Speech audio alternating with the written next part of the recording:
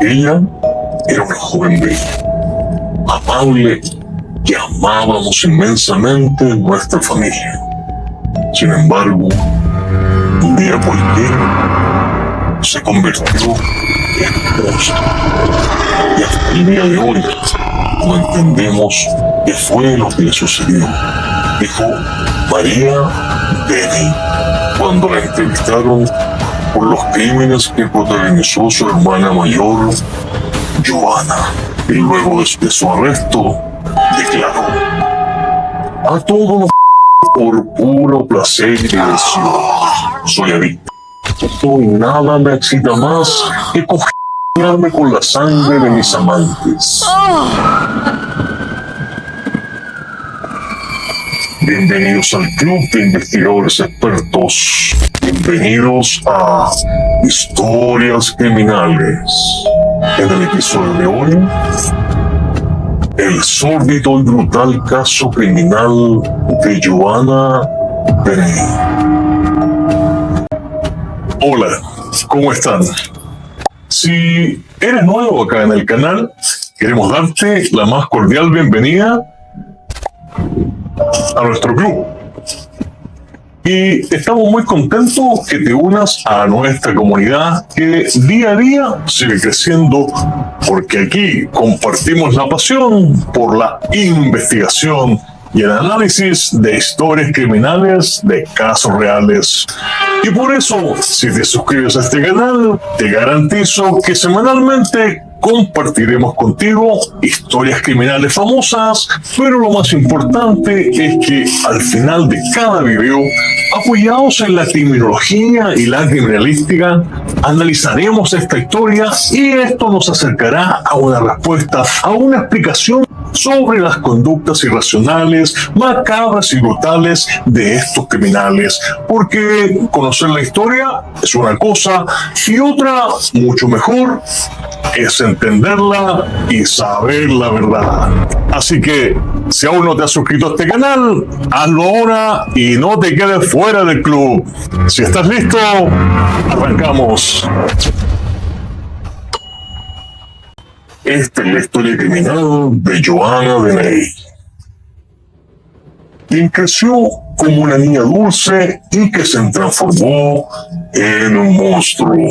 Porque, según sus propios dichos, nada le excitaba más que el sexo, la sangre y hacer sufrir a sus víctimas, convirtiéndose en una de las más famosas asesinas seriales de Reino Unido. La infancia de Joana Deney, según sus propios familiares, fue de lo más normal. Nació en 1982 y creció en las afueras de Londres, en Harpenden, una pequeña ciudad, en una casa grande de 4 habitaciones con un acogedor jardín. Y durante toda su vida primaria se destacó en el colegio y en los deportes.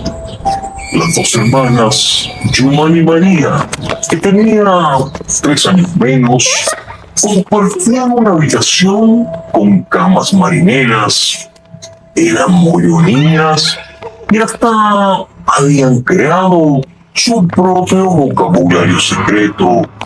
En esa época, recuerda María, y Joana era muy dócil, nada agresiva, y que siempre jugaba con muñecas. Y en el colegio también siempre protegía a su hermana menor. Si alguien le decía algo feo, Joana lo obligaba a disculparse. Cuando volvían de la escuela, solían siempre subirse a un árbol del jardín trasero de su casa y se quedaban allí cantando y charlando durante horas. María, su hermana 3 años menor, luego que terminó su etapa escolar, se unió al ejército y se transformó era ingeniera informática. Y en una entrevista a la BBC de Londres, dijo que recuerda que en su familia sus padres siempre trabajaron muy duro para mantener un buen estilo de vida. Su padre, Kevin, era guardia de seguridad y su madre, Kathleen, trabajaba como empleada en un comercio de la pequeña ciudad. Y para ellos, Joanna, hasta ese entonces, era la hija más inteligente. Llegaron a soñar con que estudiaría abogacía. Ellos tenían altas expectativas con su hija mayor. Por otra parte, María reconoce que sus padres, Kevin y Kathleen, eran un poco estrictos, aunque no demasiado, pero asegura que les dedicaban mucho tiempo a sus hijas. En otro reportaje a un medio periodístico de esos pocos que hicieron sobre este caso, María dijo que nunca pudo entender qué había pasado exactamente con su hermana Joanna, porque mientras cursaba la secundaria, de un momento a otro, todo cambió de forma abrupta. María dijo, comillas, ella era una chica que amábamos y un día se convirtió en un monstruo. Todos en su familia decían que Joanna durante su infancia era una niña sensible y capaz de hacerle daño ni siquiera a pequeños insectos, siempre relataba su hermana. Y por eso ni siquiera sus padres u otros miembros de su familia pudieron advertir el cambio que Joanna comenzó a experimentar en su adolescencia. Y sí que es cierto que, como toda joven de esa edad, se manifestaba un poco contestataria y rebelde, pero nunca dejó ver cierta maldad en sus acciones. Fue entonces en esa época, precisamente en su adolescencia, que emergió la Joanna desafiante, que se retiraba del colegio y enfrentaba a sus padres de forma reiterativa. Cuando tenía 13 años, se escapó de su casa con un joven de 18. El lapso fue muy breve, pero suficiente para preocupar a toda su familia. Joanna siempre le robó dinero a sus padres para consumir alcohol, para comprar drogas, y poco a poco la vida de esa familia se volvió un infierno, se volvió incontrolable y muy angustiante. Las prohibiciones de sus padres nunca lograron detener a Joanna. Cuando comenzó a salir con John Trainor, su vecino, ella tenía 15 y él 20. Kevin, su padre, en varias ocasiones se enfrentó a John diciéndole que su hija era menor de edad. Sin embargo, esto nunca sirvió de nada y los conflictos y peleas por este y otros motivos se hicieron cotidianas y Joanna y su pareja continuaron su relación. Cuando Joanna cumplió 16 años, ella se fue definitivamente de su casa y comenzó a vivir con John. Su familia quedó devastada y al cumplir los 17, Joanna se embarazó por primera vez. Solo entonces dejó de consumir drogas y alcohol para cuidar al bebé que venía en camino. Y en 1999 nació su hija mayor, Sian. Posteriormente, unos 3 años más tarde, llegó su segundo hijo, pero la abstinencia del alcohol y las drogas duró muy poco y después de haber tenido a los menores, Joanna volvió a sus andadas y a sus excesos. De forma regular, ella abandonaba a sus hijos, se los encargaba a John y salía por ahí, se perdía por varios días. El descontrol era absoluto y poco a poco comenzó a sumar a esta conducta una actitud de extrema violencia. Cuando Joanna estaba borracha y drogada, siempre golpeaba a John, su pareja, lo pateaba y le tiraba cualquier cosa que tenía cerca. Era tal su alcoholismo que llegó a beber hasta 2 botellas de vodka al día. La vida junto a Joanna, relataba su pareja, era un infierno. En el año 2009, John Trainor tocó fondo y luego de ser amenazado por Joanna con un cuchillo, este joven decidió abandonarla y se marchó con sus 2 hijos que tenían en ese entonces 10 y 7 años. John se mudó a Glasgow y se dedicó a cuidar a los menores. Era un buen padre y no volvió a saber de Joanna hasta que ocurrieron los crímenes que dieron lugar a esta sórdida historia. John hoy asegura que jamás pensó que Joanna pudiera ser capaz de cometer semejantes crímenes. Y antes que tuvieran lugar estos macabros crímenes, en el año 2012, Joanna enfrentó cargos por agresión y estuvo presa varios meses. Ese mismo año fue internada en un hospital de la ciudad, donde la diagnosticaron con personalidad antisocial.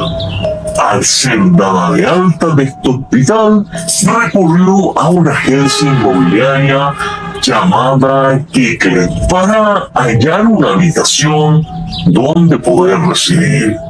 El propietario de la agencia se llamaba Kevin Lee y tenía 48 años. El hombre, encantado por la belleza de Joanna, dijo que también podría darle trabajo. Le encargó que lo ayudara a desalojar a los inquilinos que no pagaban. Joanna no solo era bella, era sexy y provocativa. De ojos azules, rasgos perfectos, pelo rubio y sedoso, con un aspecto un poco rudo porque usaba unos piercing en la lengua y la nariz, y también llevaba tatuajes por todo su cuerpo. De personalidad audaz y entradora, sabía camuflar siempre su carácter agresivo y por eso siempre los hombres no se le resentían. Su primer crimen ocurrió en una de esas casas que ella cuidaba para su empleador. En el extremo norte de Petersburg, Joanna había conocido hace un tiempo a un polaco, Lukas Slabowski, de 31 años, empleado de un almacén. Habían comenzado una relación al punto que él llegó inclusive a alardear con sus amigos sobre su novia inglesa, y el martes 19 de marzo del 2013, Joanna le mandó un mensaje por celular para que se encontrara en la casa de Weyland. Ese día, él llegó y tuvieron un intenso encuentro sexual. Esta mujer sedienta de deseo y sangre, al momento del clímax, sacó una daga y lo atravesó en el pecho en reiteradas ocasiones, y luego lentamente lamió su sangre. Tomó el cadáver y lo arrastró fuera de la casa hasta un contenedor de basura que había junto al inmueble. Joanna, de mente retorcida, al ver pasar una adolescente, la detuvo y le dijo: mira, ven a ver esto, y le mostró el cadáver. La pobre niña quedó en shock y huyó del lugar. Y tú te preguntarás, ¿y por qué hizo esto? porque Johanna quería que su víctima fuera hallada. Dentro de su mente retorcida y desequilibrada, pensaba que esto la haría famosa, pero eso no ocurrió, porque la adolescente quedó tan asustada que no reveló a nadie lo que había sucedido. Frustrada, Johanna, 10 días después, el 29 de marzo, asesinó a su compañero de vivienda, John Chapman, de 56 años de edad. Era un exmarino, veterano de la Guerra de Malvinas. Y si bien la policía concluyó que lo apuñaló mientras dormía indefenso, Johanna sostuvo lo contrario. Dijo que, comillas, lo acuchilló porque él se rehusó a salir del baño donde ella estaba. Los psiquiatras posteriormente interpretaron estas declaraciones de Johanna como una forma de exponer que la persona asesinada no era un pobre hombre vulnerable, sino que tenía malas intenciones, perversas intenciones con ella. Luego de matar a John, le mandó un mensaje directo a su jefe, a su casero Kevin Lee, con quien también tenía un romance desde que le había contratado. Le escribió que quería verlo y que se preparara porque tendrían lista. En su mente retorcida ya imaginaba ponerle un vestido y con él hasta desmayarse para luego matarlo. Ante tal ofrecimiento, este hombre mayor, enamorado de Johanna por sus encantos, de inmediato acudió a su encuentro.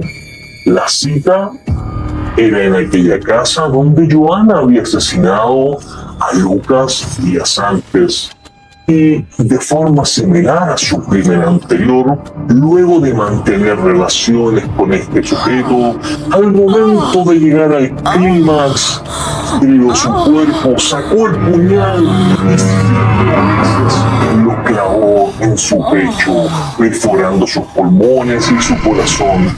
Lo más macabro, Johanna, en su mente enferma y desquiciada, luego de matarlo, lo vistió con un sexy vestido negro de lentejuelas.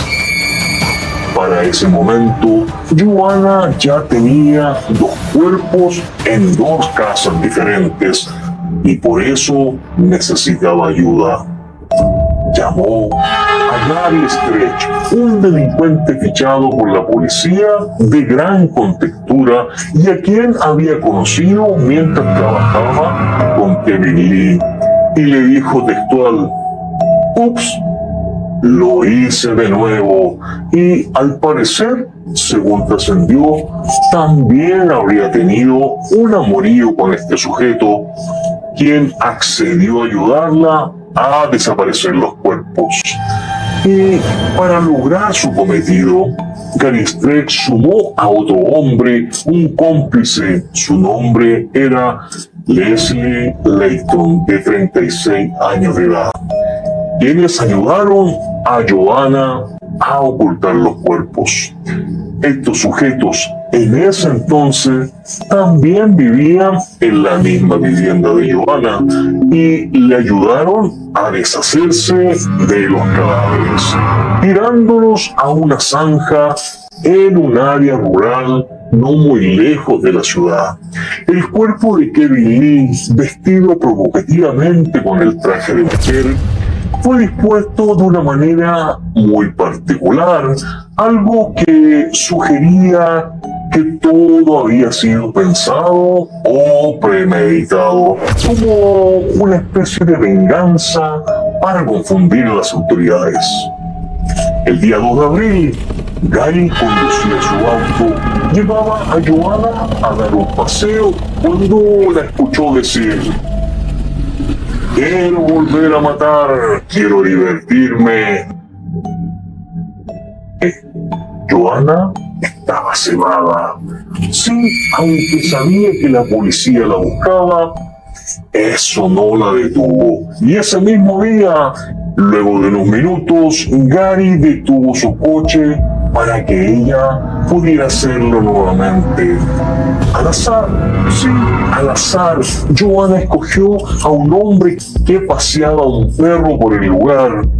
Bajó del carro, se acercó al hombre y de inmediato lo apuñaló por la espalda. Era una mujer de 64 años de edad. Un auto pasó por el lugar, su conductor miró aquella escena sórdida y simplemente Joanna le devolvió una sonrisa encantadora y luego, con precaución, se subió nuevamente al auto y continuaron el viaje con Gary. A unos 9 minutos del lugar, no muy lejos del primer crimen, nuevamente Joanna, también al azar, bajó del auto y se acercó a otro hombre. Este era John Roger, de 56 años, que también paseaba a su mascota, pero con este se ensañó. Le dio 30 puñaladas y estaba segura de que lo había matado, pero no. Los dos últimos hombres que fueron atacados violentamente por Joanna lograron sobrevivir. Y ya en ese entonces, varios vecinos de la pequeña ciudad habían reportado a la policía que una mujer estaba atacando a los transeúntes. Los testimonios de los heridos, más las imágenes capturadas por las cámaras de vigilancia, conducieron a su arresto unos pocos días después. En los videos y grabaciones, después de su detención, se le ve a Joanna coqueteando con los policías que la habían arrestado, haciendo bromas y agradeciendo que le dijeran cómo a ella le gustaba la pequeña. ¿Sí? Así le gustaba que le dijeran. Le aseguró a los agentes que se sentía halagada y que era como un comentario sexy. Cuando preguntó por qué estaba siendo arrestada, le respondieron por sospecha de intento de asesinato y asesinato premeditado. Ella sonrió con total calma y dijo, comillas, podría ser peor. Días después, el 30 de marzo, el cadáver de Kevin Lee fue encontrado en un pozo cerca de la ciudad. La autopsia estableció que había muerto por las heridas que le habían sido propinadas en su tórax, en su pecho por un cuchillo. Y Lucas Slavoski y John Chapman fueron hallados después de su detención el 3 de abril de ese mismo año. Ellos tenían heridas con armas blancas en el corazón, en el cuello y en el torso de su cuerpo. Durante el proceso judicial, Joanna fue diagnosticada por los especialistas como una psicópata. Había admitido sin reparos haber matado a estos sujetos y no demostró en ningún momento arrepentimiento. El Tribunal Penal de Old Bailey en Londres no se ahorró en adjetivos para calificar a Joanna. Dijo que Benji era una mentirosa, compulsiva, calculadora, manipuladora, maliciosa y cruel. Y a ese mismo tribunal ella declaró, sí, soy una asesina en serie, confesó la británica. Me declaro culpable y eso es todo, remató. El 28 de febrero de 2014 fue condenada a cadena perpetua por los 3 homicidios y los 2 intentos de asesinato. Esta mujer algún día morirá en la prisión de Bromfield sin posibilidad de libertad condicional.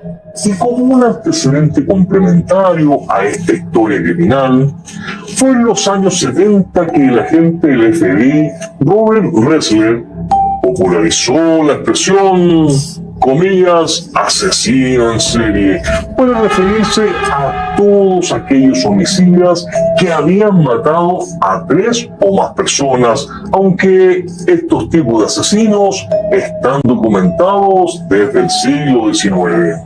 Y se calcula que solo el 1% de todos los asesinatos que ocurren cada año están perpetrados por un asesino en serie, pero lo excepcional de este caso es que fueron cometidos por una mujer, Joanna Deney, de 38 años, quien está considerada hoy como una de las 9 asesinas seriales más crueles de Gran Bretaña. Y eso era precisamente lo que ella deseaba.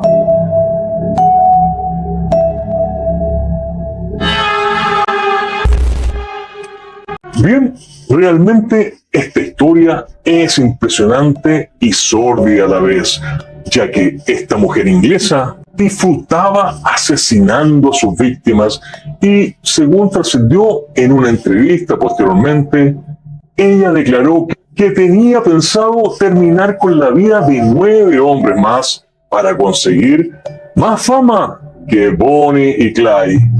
Se refería a la célebre pareja criminal norteamericana de los años 30. Bien, como análisis final, podemos concluir de esta historia criminal que resulta sorprendente lo atractivo y lo manipuladora que pueden resultar algunos psicópatas para utilizar a las personas, y en este caso particular, Joanna, quien padecía de desorden antisocial, parafilia y personalidad sadomasoquista, también sedujo a sus cómplices, quienes disfrutaban de sus favores sexuales y por eso les obedecían sin reparo, a sabiendas que la relación con ella era peligrosa. Y por eso esta habilidad camaleónica que manifestaba Joanna es común en los psicópatas y es lo que más dificulta poder identificarlos.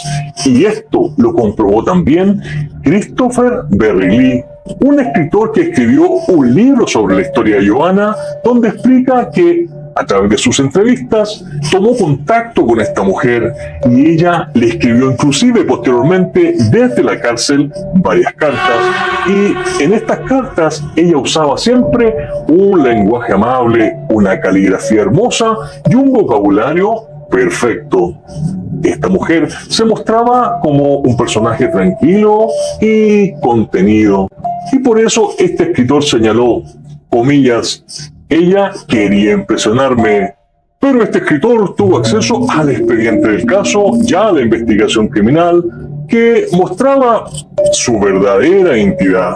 Ahora, desde el punto de vista criminológico, para entender la conducta despiadada de esta mujer, sin duda, extremadamente perturbada psicológicamente, según mi experiencia por más de 20 años como investigador criminal, pienso que es probable que en su infancia o su adolescencia, esta mujer pudo haber sufrido algún tipo de abuso o maltrato horrible que marcó su vida y la transformó en este ser tan despreciable, sin remordimiento, sin empatía y sangre fría para cometer los asesinatos.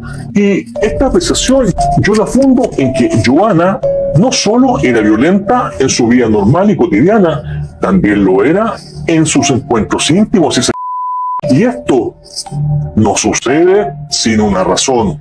En definitiva, no sabemos si este abuso lo vivió dentro de su núcleo familiar o fuera de él, o si sucedió cuando era niña o adolescente, pero les puedo asegurar que las mujeres no terminan así sin una historia anterior de maltrato o abuso.